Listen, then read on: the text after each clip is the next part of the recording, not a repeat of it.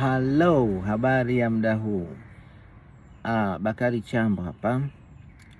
Sasa leo tunataka tuongee kuhusu kauli nzuri kwa mgonjwa wa kisukari, na hii inaenda kwa wale watu ambao wanatoa huduma ya wagonjwa wa kisukari, hasa kwenye hospitali, lakini pia kwenye clinics zingine. Kwa mfano kama kliniki yetu ambapo sisi hii tunaizingatia sana. Moja ya vitu ambavyo wagonjwa wengi wa kisukari wanapata navyo shida ni lugha wanazozisikia kutoka kwa wauguzi, lugha wanazozitumia wale watu ambao wamepewa jukumu la kusimamia afya zetu. Sasa unajua, lugha ikiwa mbaya inaweza ikamjeruhi mgonjwa. Unamkuta muuguzi ama daktari anaongea na mgonjwa kwa lugha ambayo haiashirii au haina faraja, haimtii faraja yule mgonjwa.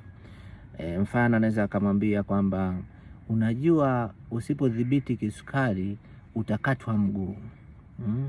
Kuna mmoja aliwahi kunipigia simu akaniambia alikutana na lugha mbaya sana. Alipopimwa akakutwa sukari iko juu, basi yule mtaalamu ambaye amempima akampa vitisho, akamwambia utakatwa mguu.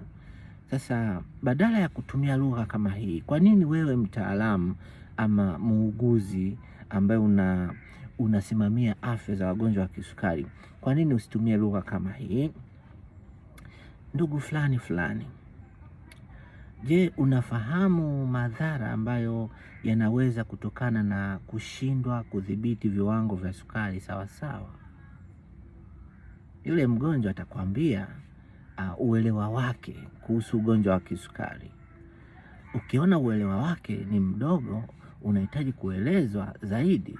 Sasa utamwambia wagonjwa wengi wa kisukari wanaposhindwa kudhibiti viwango vya sukari vizuri, wanakuwa kwenye hatari ya kuweza kupatwa na matatizo makubwa zaidi yanayotokana na ugonjwa wa kisukari. Matatizo haya ni kama vile matatizo ya figo, matatizo ya stroke, lakini pia matatizo kwenye mfumo wa fahamu, ambapo anaweza akapatwa na kidonda kisichopona. Umeelewa? Unaona, ukiongea lugha hii unafikisha ujumbe ule ule ambao ungeuongea kwa ukali